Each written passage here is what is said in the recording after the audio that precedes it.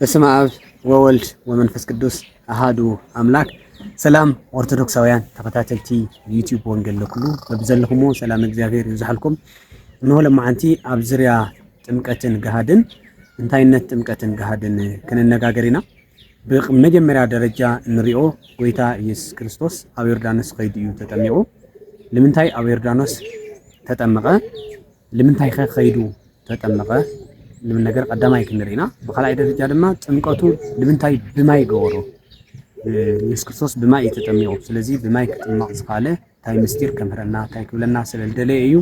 لمن نجار كرينا بمجرشا جهاد مالت انتاي مالتيون تاي سللت جهاد ايو جهاد نلنا تمكت تفتصم تاي سلل نبر ايو نجار كنرينا بمجرشا خزون ሶስት ማውጣለው ወደ 30 ዓመት ኮይኑ ተጠሚቁ ለምንታይ ወደ 30 ዓመት ተጠማቀ ዝብላ ዘን አርባዕተ ነገራት ዜን ለማዓንቲ ክንሪና ማለት እዩ። ነዚ መበገሲ ኮነና ለፈልግል ኣብ ወንጌል ማቴዎስ ምዕራፍ 3 ቁጥሪ 13 ጀሚርና እስከ ምዕራፍ 17 ለሎ ናይዛ ምዕራፍ ዚያ ቁጥሪ 17 ቁጥሪ እሱ ክንሪና ማለት እዩ። ከምዚ ዝብል አሜሃ ነፃ እግዚ ኢየሱስ እንገሊላ ውስተ ዮርዳኖስ ከመይ ተጠመቅ መሃበ ዮሐንስ እዩ። ጎይታ ኢየሱስ ክርስቶስ ሻዕ ግዜ ካብ ዮርዳኖስ ካብ ገሊላ ናብ ዮርዳኖስ ብኢድ ዮሐንስ ክትጥመቅ ኸደ ያ ሻዓ ግዜ ትብል ቃል ዘውዚ ዘላ 30 ዓመት ምስኮኖ ማለት እዩ። ቀዳማይ 30 ዓመት ምስሞሎ ማለት እዩ። ካልኣይ ድማ በታ ዮሐንስ ለጥምቀላና ለስተምህረና ዝነበረ ግዜ ክርስቶስ ሻዓ ካብ ገሊላ ናብ ዮርዳኖስ ተጓዓደ ብኢድ ዮሐንስ ክትጥመቅ ያ ትብለና ዘላ። ኣብዚ ክርስቶስ ወዲ 30 ዓመት እናሃለየ ክትጥመቅ ዝደለየሉ 30 ዓመት ምስሞሎ ክትጥመቅ ዝደለየሉ ምክንያት ኣብ መጨረሻ ተመሊሰ ክመፀኩም እየ ግን ኣብ ዮርዳኖስ ክትጥመቅ ናብ ዮርዳኖስ ዝኸደሉ ምክንያት ግን ቤተክርስትያንና ብደንብ ገይራ በአንድምታ ቦታትና ሊቃውንት ብፅር ኣቢሎም ኣቕሚጦም እዮም። ስለለይነ ንብል ሰነፋስ ስለልኮና ናይ መንፈስ ትምህርቲ እውን እዝንና ከፊትና ስለለይነ ሰምዖ ተዘይኮይኑ በስተቀረ ቤተክርስትያንና ምክንያት ኩሉ ጎይታና ኢየሱስ ክርስቶስ ዝፈፀሞ ኣቕሚጣ ፅሒፋ ኣቕሚጣትና እያ። ንስኻትኩም ቃል ኣምላኽ ከምትፈትዩ ስለንፈልጥ ኢና ንሓና ከዓ ከምዚ ዓይነት ምስጢራዊ ዝኾነ ናይ ቤተክርስትያንና ምስጢር ሓዘል ዝኾነ ቃላት ላዋኻቶም በብግዚኡ ነባፅሕ ለለና ማለት እዩ። ለዚ ክርስቶስ ከይዱ ዝተጠመቀሉ ምክንያት ለትሕትና ትሕትና ንምርኣይ ዘይኹም ክርስቶስ መፂኻ ለዮሐንስ ኣጥምቀኒ ኣብ ገሊላ እየ እኒአኹሞ ክርስቶስ ኣብ ገሊላ እንዲዓብዩ መጀመርያ ኣብ ናዝሬት ካብኡውን ኣብ ውሽጢ ገሊላ ስለ ዝኾነት ለላ ናዝሬት እውን ናዝሬት ገሊላ ኣብ ዝኸባቢ እዩ ክርስቶስ ዓብዩ። ስለዚ ንዓ ላፍቲ ልዓወ ኩሉ ቦታ ላፍቲ መንደረይ ላፍቲ ዓደይ መፂኻ ኣጥምቀኒ ኣነ ፈጣሪ እየ ንስኻ ፍጡር ኢኻ ኣነ ኣምላኽ ጎይታ እየ ንስኻ ድማ ባርያ ኢኻ ገልጋሊ ኢኻ ኣይበለይ ጎይታ። ከምኡ ከይበለ ከይዱ ኣብ ኢድ ዮሐንስ ኣፍቱ ዮሐንስ ለምህረሉ ዝነበረ ለጥምቀሉ ዝነበረ ከባቢ ከይዱ ኢየሱስ ክርስቶስ ብኢድ ዮሐንስ ተጠሚቁ ማለት እዩ። እዚ ልገርም ምስጢር ይብል ኣለዎ። ክርስቶስ መፂኻ ኣጥምቀኒ ኢሉ ተዝኸውን ነይሩ ናይ ሕዚ ዘለው ሊቃውንት ናይ ሕዚ ዘለው መምህራን ካህናት ሽገሩ ነይሮም እዮም። ቶም መሳፍንት መኳንንት ሰበስልጣናት ሰሃፍቲ ዝበሃሉ ሰባት ገዛና መቋዩ ገዛና ፅሩይ እዩ ናብ ገዛና መፂኹም ኣጥምቁና እዮም ክብሉ ነይሮም ማለት እዩ። ናብ ገዛና መፂኹም ኣጥምቁና ናበሉ ንህዝበ ክርስቲያን ከሸግርዎ እዮም ነይሮም። እዚ ዝፈልጥ ጎይታ ግን ከይዱ ተጠሚቁ ኩለኹም ህዝበ ክርስቲያን እውን ከይድኩም ኣብ ቤተ ክርስቲያን ተጠመቁ እንትብል ጎይታ ኢየሱስ ክርስቶስ ናብ ዮርዳኖስ ከይዱ ተጠሚቁ ማለት እዩ። በዚህ መሰረት እምበኣር ቤተ ክርስቲያንና ጓል ተተወሊዳ ብ80 መዓልቲ ወዲ ድማ ካብ ዝተወለደሉ ብ40 መዓልቲ ናብ ቤተ ክርስቲያን መፅኦም ንክጥመቁ ስርዓት ተሰሪዑ ማለት እዩ። ወዲ 80 ጓል 80 ወዲ 40 ናብ ቤተ ክርስቲያን ካብ ገዝኦም ክወፁ ስለለይኹን እዚ መፅኹም ኣጥምቁና እዮም ክብሉ ነይሮም ማለት እዩ። ብፍላይ ቶም ሰብ ስልጣን ከሽግሩ ነይሮም እዮም። ከምኡ ኢሎም እውን ክንደይ ሽግር የውፅኡ ኣለዉ ማለት እዩ። በዚ ምክንያት እዚ ክርስቶስ ቤተ ክርስቲያን መፂና ክንጥመቅ ምእንታን ናብ ዮርዳኖስ ከይዱ ክጥመቅ ከይዱ ማለት እዩ። ተቀዳሚቲ እዚኣ እያ። እግር መንገደይ ወዲ ኣብ 40 መዓልቱ ጓል ኣብ 80 መዓልታ ትጥመቀሉ እውን ክነግረኩም። እግዚአብሔር ለአዳም ምስ ፈጠሮ ዓርቢ እዩ ፍጥረታት ኩሉ ወዲኡ ዓርቢ መዓልቲ ለአዳም ፈጢርዎ ክፈጥሮ ከሎ ወዲ 30 ዓመት ገይሩ ለአዳም ፈጢርዎ ነይሩ። ንሄዋን እውን ጓል 15 ዓመት ገይሩ በታ ቀፂላ ዘላ ዓርቢ ኣብ ናይ አዳም ተፈጠረላ ሰሙና ኣብ ሰሙና ጓል 15 ዓመት ገይሩ ፈጢርዋ ነይሩ። ዳሕራይ ኣቀዲሙ እግዚአብሔር ንአዳም 40 መዓልቲ ምስ ኣኸሎ እስካብ ሰዓት ንሱ ኣብ ደብሪ ቅዱስ ወይም ደግሞ ምድሪ ኤልዳ ፀኒሕ ነይሩ። ድሕሪ 40 መዓልቲ ግን ናብ ገነት እትይዎ ላብ ገነት ምእታውን እምበር ረዲኤት ስለልተወሰኸሉ ክንዲ ጥምቀት ተቆፂሩሉ ማለት እዩ። ሔዋን ድማ ካብ ዝተፈጠረትሉ መዓልቲ ተቆፂሩ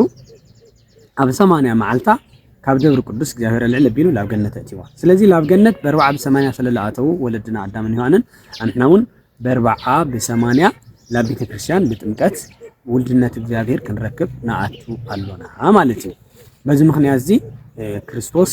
ከይዱ ዮርዳኖስ ከም ተጠመቀ ንሕና ብ40 ብ80 ቤተ ክርስቲያን እናመፃና ንጥመቕ ኣለና ማለት እዩ። ስለዚ ዝኸደሉ ምክንያት ቀዳማይ እዚ እዩ። ብትሕትና ስለዝኾነ ስርዓት ንምስራዕ እውን ስለዝኾነ ከይዱ ክጥመቕ ከይዱ ማለት እዩ ኣምላኽና። ካሊእ እውን ዮርዳኖስ እዩ። ባሕርታት ብዙሓት ኣለዉ እዮም ኣብቲ ሰዓት ንሱ ጥብርያዶስ ዝበሃል ባሕሪ ኣሎ።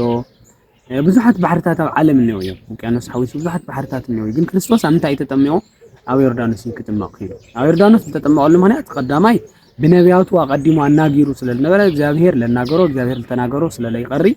ነቲ ዝኸውን ቃሉ ኣቀዲሙ ዝተናገሮ ብምፍጻም ነቢያት ዝበልዎ ቃል ሓቂ ስለዝነበረ እሱ ብተግባር ንምርግጋጽ ጎይታ ኣብ ዮርዳኖስ ክጥመቕ ከይዱ ማለት እዩ። ካልእ ምሳሌ ንምፍጻም ማለት ዮርዳኖስ ነቁ ወይም ዓይኑ ማዩ ፍልፍሉ ሓደ ኮይኑ ትሕት ኢሉ ብወደብ ይፈላለ፣ ትሕት ኢሉ ብዝኾነ ጎቦ ይፈላለ ማለት እዩ። ዳሕራይ ውርድ ኢሉ ድማ ይጋነ። እዚ እንታይ ለመላኽተልና ዮርዳኖስ ነቁ ሓደ ምዃኑ ኩሉ ደቂ ሰባት ሓደ ምዃኖም ካብ ኣዳም ከም ዝተረኸቡ ለመላኽት እዩ። ትሕት ኢሉ ዮርዳኖስ ላብ ክልተ ገረብ ብምፍልላዩ ድማ ደቂ ሰባት ካብ ሓደ ኣዳም ተረኺቦም ብግዝረትን ብቁልፈትን ተፈላለዮም ነይሮም። ህዝብን ኣህዛብን ተባሂሎም ተፈላለዮም ነይሮም። እቶም ኣህዛብ ብጣዖት የምልኹ ነይሮም፣ እቶም ህዝቢ ድማ ብእግዚአብሔር የምልኹ ነይሮም። ግዝረት ገይሮም ድማ ደቂ እግዚአብሔር ይባሃሉ ነይሮም፣ ህዝቢ እግዚአብሔር ይባሃሉ ነይሮም። ስለዚ ብግዝረቲ ቁልፈትን ተፈላለዮም ነበሩ ደቂ ሓደ ኣዳም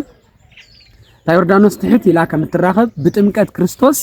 ታ ባሕሪ ታ ውሕጅ ናይ ዮርዳኖስ ማለት እዩ ብጥምቀት ክርስቶስ ሓደ ከም ዝኾኑ ህዝብን ኣህዛብን ንምርግጋጽ ምሳሌነቱ ዮርዳኖስ ነቲ ሓድነትና ለረጋግጽ ስለነበረ ክርስቶስ ዮርዳኖስ ዝመረጸሉ ምክንያት እዩ።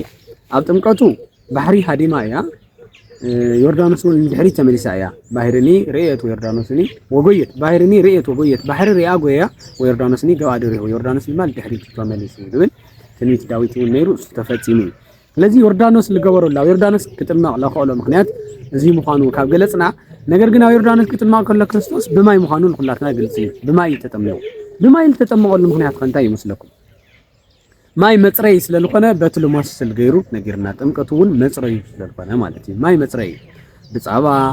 ወለላ በዞም መዓር እዚኦም ኩሎም ወዘተ ተጠሚቑ ተትኸውን ነይሩ። ክርስቶስ ከጽርየ ይኽእል እዩ። እዚኦም ኩሎም ከጽርየ ይኽእል እዩ። የርስሕኻ እምበር ኣየጽርይኻን። ስለዚ ናተይ ጥምቀት ውሽጣዊ መንፈስ ነብሲ እተጽሪ እያሞ በዛ ተጽሪ ማይ ብትፈልጥዎ ገይርኩም ተጠመቑ ኢሉ ብኡ ተጠሚቑ ብኡ ክንጥመቕ ነጊሩና ማለት እዩ። ማይ መጽረይ ስለዝኾነ በቲ መጽረይ ዝኾነ ማይ ተጠመቑ ኢሉና። ካሊእ ማይ ኩሉ ይረኽቦ ንጉስ እስከ ጽኑስ ይብሉ ኣቦታትና። ካብቲ ኣብ ዙፋኑ ዘሎ ንጉስ ጀሚሩ እስካብቲ ኣብ ኣደባባይ ዘሎ ጽኑስ ሽግረኛ ኩሎም ብዝረኽብዎ ብማይ ገይርዎ ማለት እዩ። ማይ ንምርካብ ቀሊል እዩ። ስለዚ ርአይ ሰባት ንጥመቕስ ነርናዋ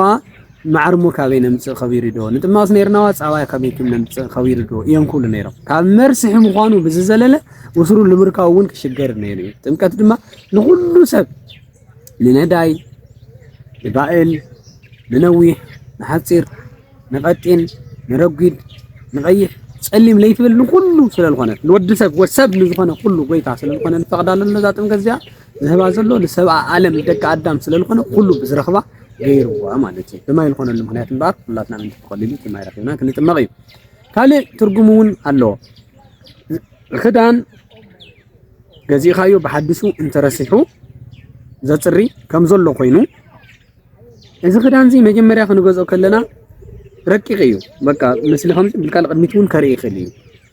ማሕማሕ ስለዝኾነ ማለት እዩ። ማይ ምስ ተሓፀበ ግን ክዳን እዚ እንታይ ይኸውን? ግዘፍ ይረክብ፣ ሓይሊ ይረክብ፣ ጽንኢ ይረክብ። ካብቱ ዝነበሮስ ዕሩይ በቃ ሙሉእ እናኾነ ይኸይድ ማለት እዩ። ስለዚ ብማይ ዝተጠመቐሉ ክርስቶስ ብማይ ተጠሚቕኩም ብመንፈስ ቅዱስ ብማይ ተጠሚቕኩም ሓይሊ መንፈስ ቅዱስ ትረኽቡ ኢኹም፣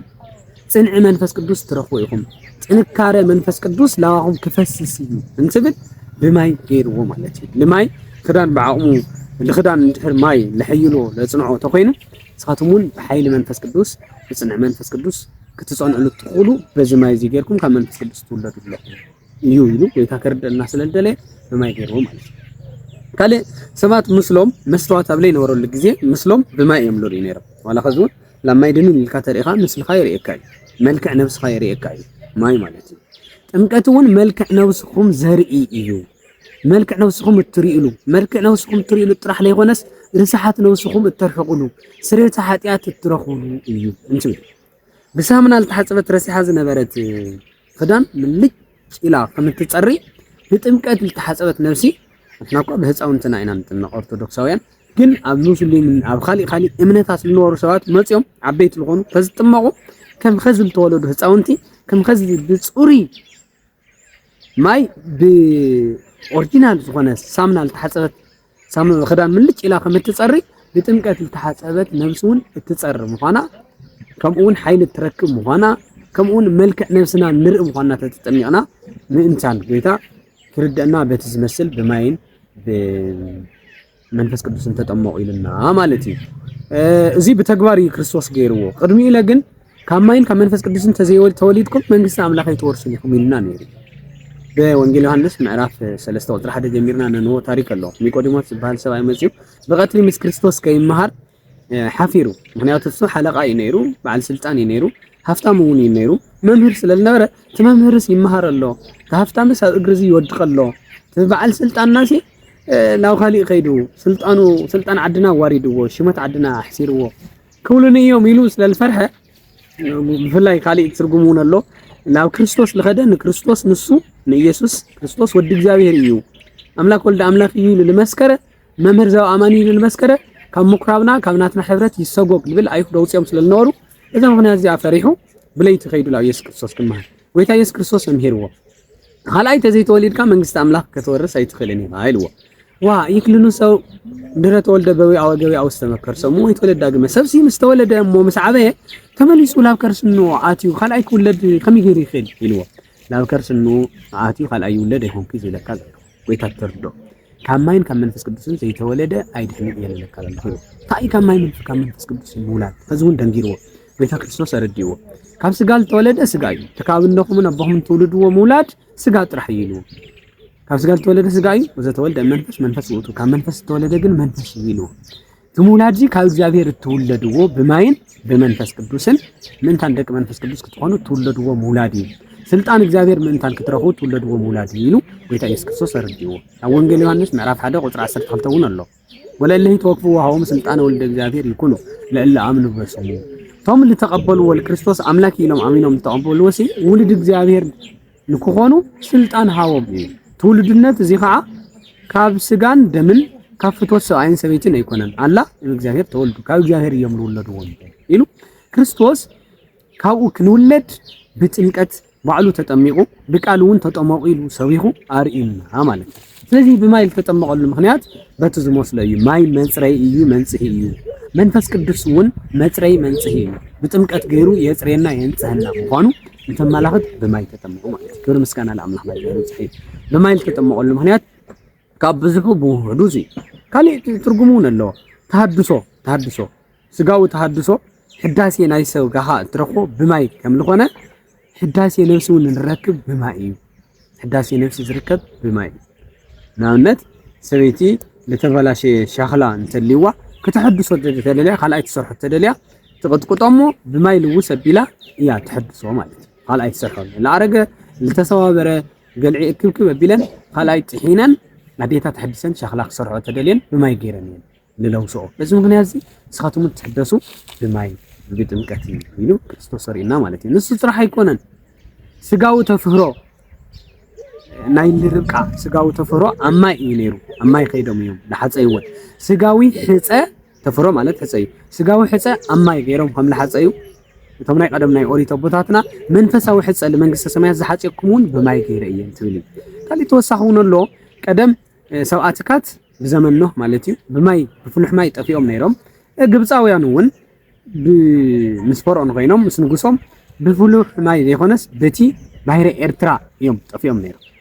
ببحيرة إرترا توحيتهم بماي طفيهم نيرو لذلك بماي طفيهم ناري هزو إسرائيل تايول نيرو مايسي لما عاد دي تفتيرو سواء تكاتل بماي طفيهم سواء قبص بماي طفيهم إلهم يحسوا نيرو لما عاد تفترت راح يمسلهم نيرو ماي ክርስቶስ ግን ማይ ንምሕረት እውን ተፈጠረ ምዃኑ ንምርዳእ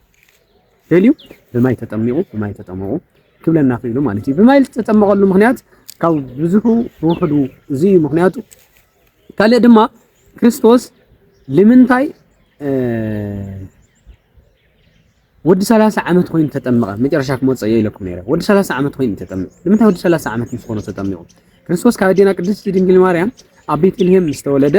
በብንእሽተን ዓብዩ እዩ ዝብለና በብህቅልህቀ በዮርዳኖስ ተጠምቀ በብንእሽተን ዓብዩ በ30 ክረምቲ በዮርዳኖስ ተጠምቀ ኣብ 30 ክረምቲ ማለት ኣብ 30 ዓመት ማለት እዩ። ክረምቲ ተይልካ ሓጋይ ኢለን ንኦ ስለዝኾነ ማለት እዩ። 30 ክረምቲ ማለት ኣብ 30 ዘመኑ 30 ዓመቱ ማለት እዩ። ስለዚ ወዲ በብንእሽተን ዓብዩ ወዲ 30 ዓመት ምስ ኮነ እዩ ተጠሚቑ። ንምንታይ ይመስለኩም 30 ዝኾነሉ 29 የገበራይ 31 የገበራይ ካብኡ ላዕሊ እውን ይሕለፈ ኣብ 30 ዓመቱ ክጥምቕ ዝኸኣለሉ ምክንያት ወዲ ተባዕታይ ክዓቢ ከሎ ተወሊዱ ክዓቢ ከሎ እስካብ 30 ዓመቱ ዝኾኖ ቆመት ናወሰኸ እዩ ዝኸይድ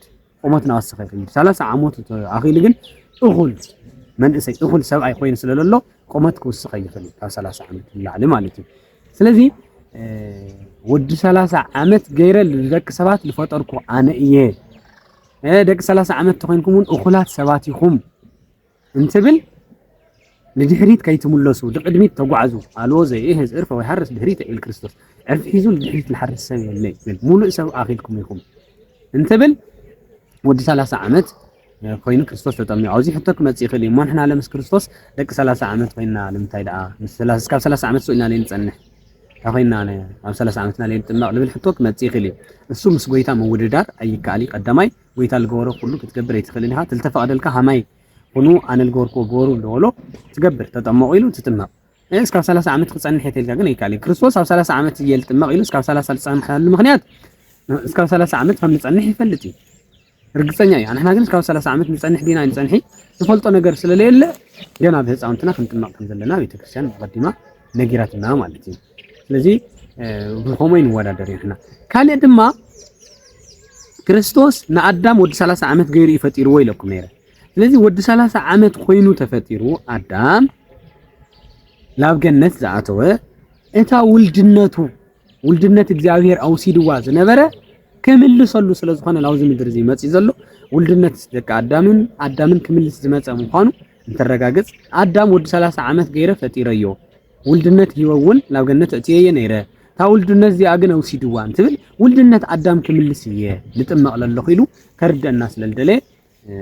ወዲ 30 ዓመት ኮይኑ ተጠሚቑ ማለት እዩ። መቸስ ጎይታ ልተጠመቐስ ምንተ ንሕና ክንጥመቕ ተጠመቑ ኢሉ ረኣያ ክኾነና እምበር ልባዕሉ ብምጥማቑ ዝረኸቦ ነገር የለን።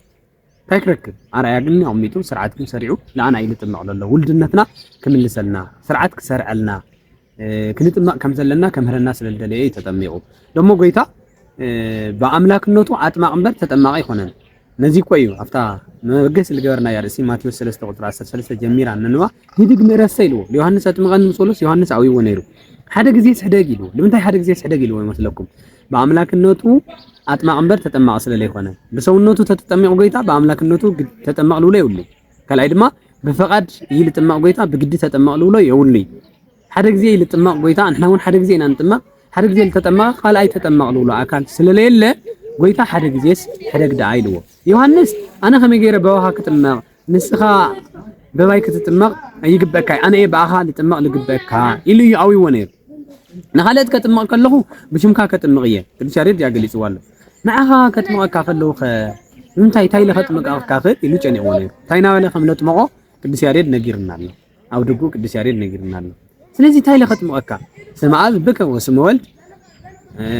ለሊከ ወስመ መንፈስ ቅዱስ ህልው ውስቴትከ ናይ ኣብ ሽም ኣብ ባዕልኻ እኒኦ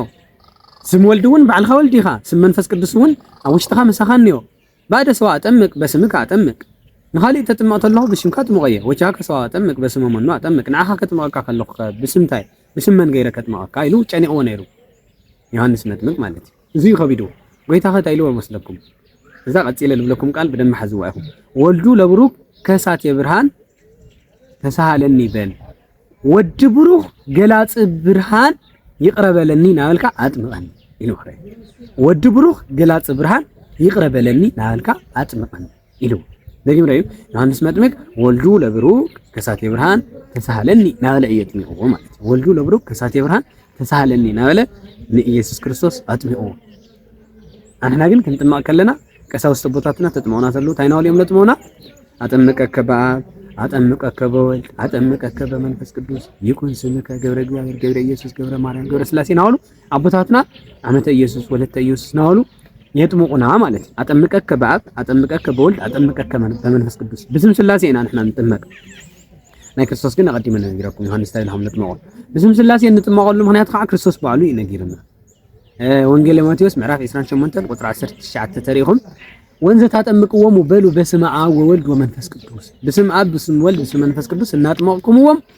እናጥመቅኩም ደቀ መዛሙርተይ ግበርዎም ወንጌል ስበኹ ኢሉ ክርስቶስ ለሐዋርያት ተዋፍሮም ተሎ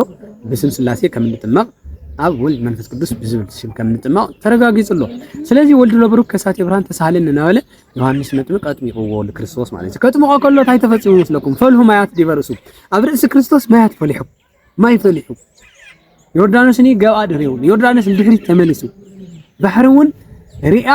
ደንጊጻ ጎያ ይልለና ማለት ምክንያቱ ጎይታ ኢየሱስ ክርስቶስ ሰብ ጥራሕ ይኮነን ሎት ስብሐት አምላክ ወሰብ ስለልኾነ አምላካ ፈሊጣ ፈጣሪያ ፈሊጣ ደንጊጻ ርዒዳ ተንቀጥቂጣ ማለት ካብዚ ብተወሳኺውን ብርሃነ መለኮት ስለልተገለጸ ዮርዳኖስ ርዒዳ ደንጊጻ ብምጥማቁ ክርስቶስ ታይረኺብና ሉል ነገር ደብዳቤና አጥፊልና ወሰጠጠ መጽሐፈ ዕዳሁም ለአዳም ወለሔዋን ይብል ሐቀይ ቅዱስ ኤፍሬም ካብ ቅዱስ ጳውሎስ ይወስድዎ ኣብ መልእክቲ ጳውሎስ ኣብ ኤፌሶን ዕዳ ደብዳቤና ቀዲዱልና ምክንያቱ ኣብ ዮርዳኖስ ሓደ ኣቀዲመ ከም ትደልኩም ኣብ ዮርዳኖስ ዝተጠመቀሉ ምክንያት ዕዳ ደብዳቤና ብእምነ ሩካም ገይሩ ርኩስ መንፈስ ጸላኤ ሰናያት አዳም ገብሩ ለዲያብሎስ ሔዋን አሞቱ ለዲያብሎስ አዳም አገልጋሊ ባሪያ ዲያብሎስ እዩ ሔዋን ለባሪያ ዲያብሎስ እያ ናቴ ተገዛእት እዮም ኢሉ ኣቀሚጥ ወስለል ነበረ ክርስቶስ ኣብ ዮርዳኖስ ብምጥማቁ ሰውነቱ አው ክርገስ ከሎ አምላክን ሰብን ኢየሱስ ክርስቶስ ነታ ባህር ዮርዳኖስ ርግጽ ከብላ ከሎ ቲ ደብዳቤ ሽዑ ተቀዲዱ ተደውልና ማለት እዩ እታ ሓንቲውን ኣብ ሲኦል ይቕሚጥዋ ነይሩ ኣብ ሲኦል ተቐሚጣ ዝነበረት ናይ ዕዳና ደብዳቤውን ክርስቶስ ኣብ ሲኦል ዝነበረውን ደምሲስዎ ማለት እዩ ምክንያቱ ክርስቶስ ኣብ ብስጋ ተወሲኑ ኣብ ዮርዳኖስ ዳኣን ረአየ እምበር ብመለኮቱ ተስጋ ለዋዕሉ ምስ መለኮት ስለልተዋሃደ ኣብ ኩሉ ቦታ ሙሉእ ስለልኾነ ናይ ሲኦል ዝነበረ ዕዳ ደብዳቤ ተጻሒፉሉ ዝነበረ እምነሩካብን ኣብ ዮርዳኖስ ዝነበረን ኩልቲኡ ብሓንቲ ግዜ ከቕልጦ ክድምስስ ኺሉ ማለት ስለዚህ ኣብ ዮርዳኖስ ዝተጠመቀሉ ምክንያት እዩ ማለት ኣብ ዮርዳኖስ ዝተጠመቀሉ ምክንያት እዩ ስለዚህ ብጥምቀቱ ታይረኺብና ተባሂሉ ዕዳ ደብዳቤና ተደምሲሱና ማለት ክብሪ ምስጋና ለኣምላኽና ይጽሕፍ ናይ ደብዳቤ ናይ ዕዳ ዝነበረ ደብዳቤና ተቀዲዱ በክርስቶስ ተቀዲዱ ስለዚህ በዚህ ምክንያት ክርስቶስ ካብ ጥምቀቱ ዕዳ ደብዳቤና ከቀደደሉ ኺሉ ማለት እዩ ካብዚ ብተወሳኺ ገሃድ ልብል ነገር ንርኢ ክጥማቕ ከሎ ድማ ምስጢረ ስላሴ ተገሊጹ ኣብ ዝፎቶ ወደ እዩ ዚና ለመጽኡ መንፈስ ቅዱስ እውን በአምሳለ ርግብ መጽኡ ምክንያቱ ስላሴ በአካል ሰለስተ እዮም ካፍቶም አካላት ስላሴ እቲ ሓደ አካል እግዚአብሔር ወልድ ስግው ቃል ኮይኑ እዚ ንርኢ ኣለና እቲ ቃል ስጋ ተዋሂዱ ገንዘቡ ገይርዎ ማለት ቃል ስጋ ኮነ ይብለና ሐቀ ዮሐንስ ምዕራፍ 1 ቁጥር 14 ቃል ስጋ ኮይኑ ይብለና ከቁጥር 1 ጀሚሩ ቃል በመጀመሪያ ነበረ እቲ ቃል ኣብ እግዚአብሔር ነበረ እቲ ቃልውን እግዚአብሔር ነበረ ይብልሞ በቲ ቃል ንሱ ድማ ሁሉ ተፈጠረ ይብል በዘይ ካንኡል ተፈጠረ የለ ይብል ነቲ ቃል እዩ ዳሕራይ እቲ ቃል ንሱ ታይ ኾነ ይብል ቁጥር 14 ምስበፀ ሰብ ኾነ ስጋ ለበሰ ይብል ኣብ ልዕሌና እውን ሓደረ ይብል ስለዚህ ነው ካብቶም ሰለስተ አካላት ስላሴ ሰለስተ እዩ እቲ ልቢ ናይ ዋዕላ አካል ኣሎ እቲ ቃል እውን ናይ ዋዕላ አካል ኣሎ እቲ ስትንፋስ እውን ናይ ዋዕላ አካል እንዮ ሰለስተ አካላት እንዮ ባህሪዮም ግን ሓንቲ እያ መለኮቶም ግን ሓንቲ እያ ስልጣኖም መጋዛዝኦም ሓንቲ እያ ዓለም ተፈጥሩ ተለው ሓድነቶም ሓንቲ እያ ንዓለም ዚና መገቡ ብምንዋር እውን ሓደ እዮም ዝዓለም ዚ ብምሕራፍ እውን ሓደ እዮም ስለዚህ ሰለስተ እንብሎም ስላሴ ብምንታይ ተተዋሂሉ ግን በተዝወልኩም በአካል እዩ ማለት እዩ ብስም እውን ሰለስተ ይባሃሉ ስላሴ ብስም ማለት አብ ልብል ስም እንዮ ወልድ ልብል ስም እንዮ መንፈስ ቅዱስ ልብል ስም እንዮ በሓንቲ ግብር እውን ሰለስተ ይኮኑ በሓንቲ ግብር ማለት ታይ ማለት እያ አብ ወላዲ ወልድ ተወላዲ መንፈስ ቅዱስ ሰራጺ ብዝብል አብ ወላዲ ወልድ ተወላዲ አብ ወላዲ ይግብሩ ወልድ ድማ ተወላዲ ምዃን ይግብሩ መንፈስ ቅዱስ መስራጺ ይግብሩ በዛ ግብር እዚያ ስላሴ ክንደይ ይኮኑ ተተዋሂሉ ሰለስተ ይኮኑ ብኻሊእ ግብሪ ግን ስላሴ ሓደ እዩ ተግባሮም ሓደ እዩ ስርሖም ሓደ ስለልኾነ ማለት እዚ ዓለም ዚ ምፍጣር ዓለም ዚና መገብ ካብ ምንባር ዓለም ዚ ሕሊፍካ ምንባር ማለት በሓንቲ ስም እውን ስላሴ ሰለስተ እዮም አብ ብትብል ስም ወልድ ብትብል ስም መንፈስ ቅዱስ ብትብል ስም ማለት እዩ ስላሴ ሰለስተ እዮም ብኻሊእ ስም ግን ስላሴ ሓደ ምክንያቱ አምላክ ብትብል ስም ሓደ እዮም ፈጣሪ ብትብል ስም ሓደ እዮም ንጉስ ብትብል ስም ሓደ እዮም መኮንን ብትብል ስም ሓደ እዮም ምክንያቱ እግዚእ ብትብል ስም ሓደ እዮም ምክንያቱ ታይና ንብል አብ እግዚእ ወልድ እግዚ መንፈስ ቅዱስ እግዚ ሓደ እግዚ አብ አምላክ ወልድ አምላክ መንፈስ ቅዱስ አምላክ ሓደ አምላክ ስለንብል ማለት አሃዱ አብ ቅዱስ አሃዱ ወልድ ቅዱስ አሃዱ ውእቱ መንፈስ ቅዱስ ሓደ አምላክ ኢና ንብል አሃዱ ትብተለና ቅዳሴውን ማለት እዩ ስለዚህ በዛ ሓንቲ ስም በዛ ሓንቲ ግብር ግን ስላሴ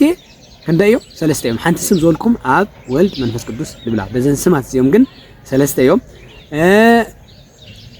አብ ወላዲ ወልድ ወላዲ መንፈስ ቅዱስ ሰራጺ ብዝብል ብዝግብር ዚውን ስላሴ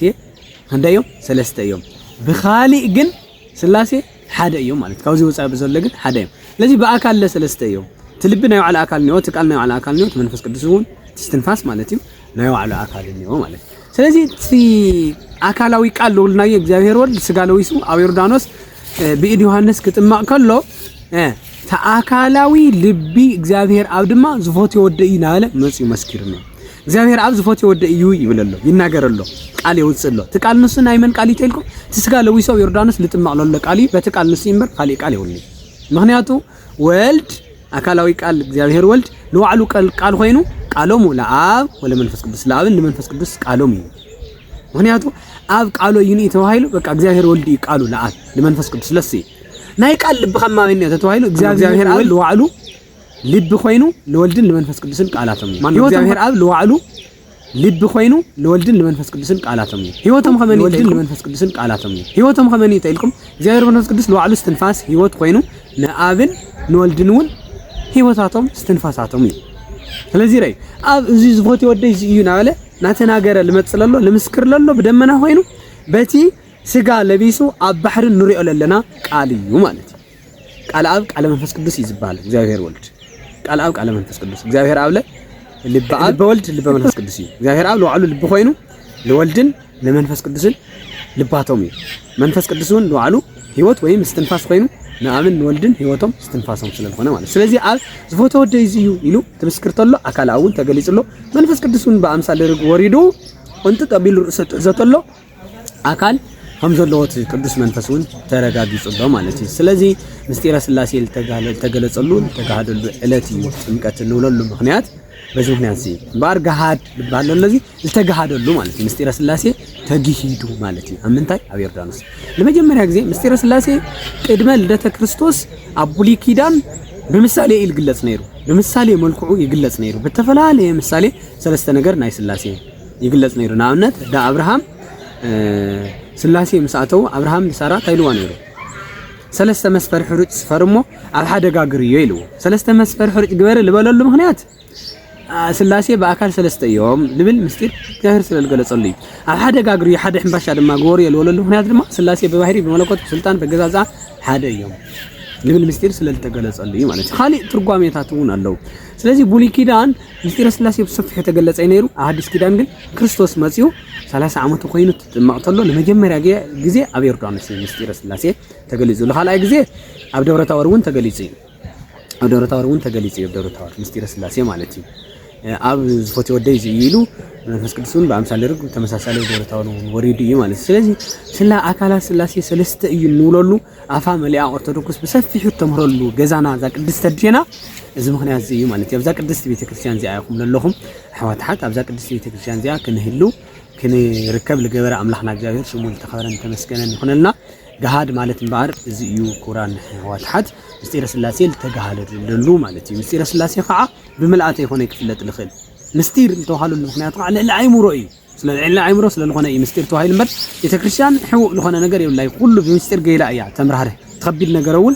ግልጽ ብላ ተርድግን ምስጢር ተዋሃለሉ ምስጢረ ስላሴ ተዋሃለሉ ምክንያት ክንድል ፈለጥካ ተፈለጥካ አካለ ስላሴ ባህሪ ስላሴ መለኮት ክትፈልጥ ክትርዳ ስለለይ ትኽእል ምክንያቱ ስለ ስላሴ ወይም ስለ እግዚአብሔር ፈጽመ ክፈልጥ የልብል ሰብ እንተልዩ ይሉ ባስል የሰቦና እሱ ወይም እግዚአብሔር ወይም ድማ እግዚአብሔር ይኾነ ይውለሎ ማለት ይተዋይ ስለዚህ ስለ እግዚአብሔር ጥራህ ይፈልጥ ምስጢር ተዓምናት መጽሐፍ ተቀመጠልና ተገለጸልና መጽሐፍ ቅዱስ ሊቃውንት ተቦታትና ተርጉሞ ለብራህረህዎ ጥራህና ንርዳ በዚህ ምክንያት እዚ ምስጢር ተዋይሉ ማለት ነው በመጠኑ ተመጽሐፍ ለሎ ቤተክርስቲያንና ተምሮ ግን መፍላት ኩቡይ ናምነት ቤተክርስቲያንና 5 ምስጢራት ኣለዋ ፈን 5 ምስጢራት ንሳተንወን 5 አእማድ ይባል 5 ዓምድታት ገዛ በዓምድ ከም ትጸንዕ ሰውን በእግሩ ጠጠው ከም ዝብል አእማድ የን ዘን 5 ለለዋ ቤተክርስቲያንና ዘን 5 ምስጢራት አእማድ የን ሳተንወን ምስጢረ ስላሴ ምስጢረ ስጋዌ ምስጢረ ጥምቀት ተሐዝክ ነጋገር ላልጸናሕና ምስጢረ ቁርባን ጥምቀትና ውን ቁርባን ስጉይዶሚ ስለልሕተም ማለት እዩ መጨረሻ ምስጢረ ትንሳኤ ሙታን ተግብራዩ ስላሴ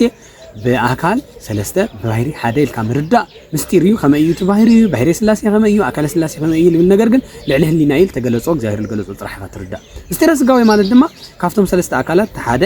እግዚአብሔር ወልድ አካላዊ ቃል ስጋ ከም ለበሰ ስጋ ተዋሂዱ ተሰብ ነቲ ሰውነት አምላኽ ከም ዝገብሮ ተአምላኽለ ሰብ ከም ዝኾነ ልሕብር ምስጢረ ስጋዊ ካብ ዝሑብ ሁሉ የነግረኩም ደለ እምበር ካሊ ማዓልቲ ክንመጽእና ለማንቲ ስለ ጥምቀት ስለልኾነ መምጽና ማለት ምስጢረ ቁርባን ቀጽሉ ዘሎ ድማ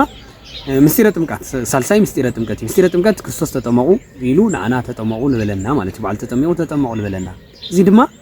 ከመይ መንፈስ ቅዱስ ይወርደልና ከም ጥምቅ ተለና አይ ስለለይ ሪኦ ምስጢል ተዋሂዱ ማይ ተፈስስ ተለይና ንሪ ግን ምስት ማይ መንፈስ እግዚአብሔር ይፈስስ እዩ ማለት እዩ እዚ ድማ ሃመይ ንፈስስ ሃመይ ከም መንፈስ ቅዱስ ከም እንውለድ በዓይነ ስጋ ስለለይ ረ ምስጢር ተዋሂዱ ምስጢረ ቁርባን ድማ እንሪኦ ለለና ካብ ስርናይን ካብ ወይንን እዩ ለስጉይ ዶሚ ለዘጋጀ ስለዚ ረይዎ ከመይ ስጉይ ዶሚ ይኸውን አይፍለጥን ምስጢር ልዕሊ ህሊና እዩ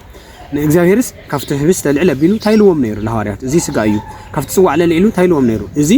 ከመይ ይልዎም ከመይ ስጉ ከመይ ደሙ ይኸውን ግን እግዚአብሔር ይልፈልጦ እዩ ስለልወሎ እዩ ኢልካ ተቀበል ጥራሕ ምስጢር ልዕሊ ህሊና እዩ ማለት እዩ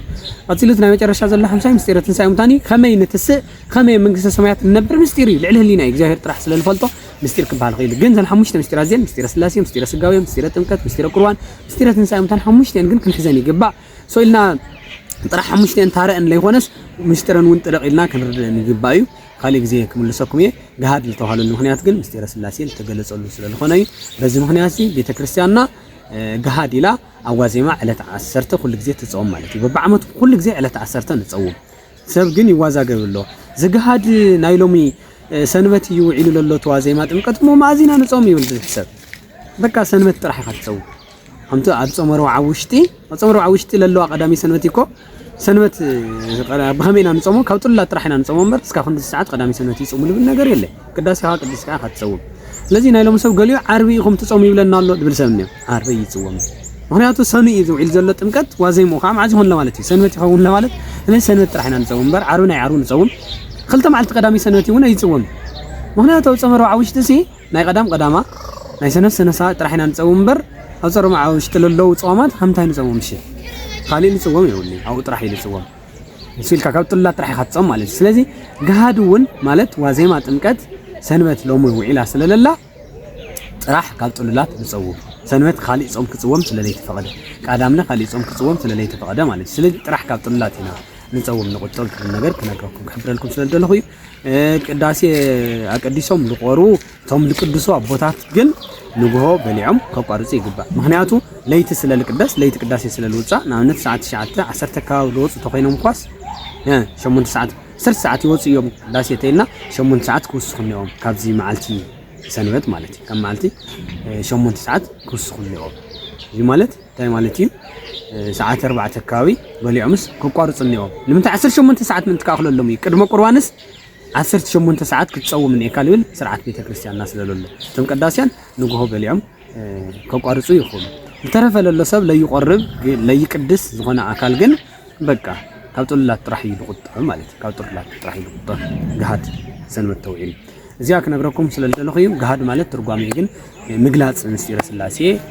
ልብል ነገር እዩ ቤተክርስቲያንና ትርጉም ትብል ተግህደ ኢሉ ገለጻ ስለልብል ማለት እዩ ለማዓንቲ ዝነበረና ግዜ ክርስቶስ ለምንታይ ዮርዳኖስ ተጠሚቁ ላዕና ተጠመቁ ክብለና ስለልደለ ተጠሚቁ ይብል ነገር ይሓብርኩም ጸልሐ በማይል ተጠመቁሉ ምክንያቱ ብዙሕ ምስጢር ገሊጽ ኣለኹ ምንስ ኢልኩም ደጋጊምኩም ክትርእይዎ ቪድዮ እዚ ብሽም ቅድስት ቤተክርስቲያን ይምሕፀነኩም ኩሉ ግዜ ዩቲዩብ ወንጌል ለኩሉ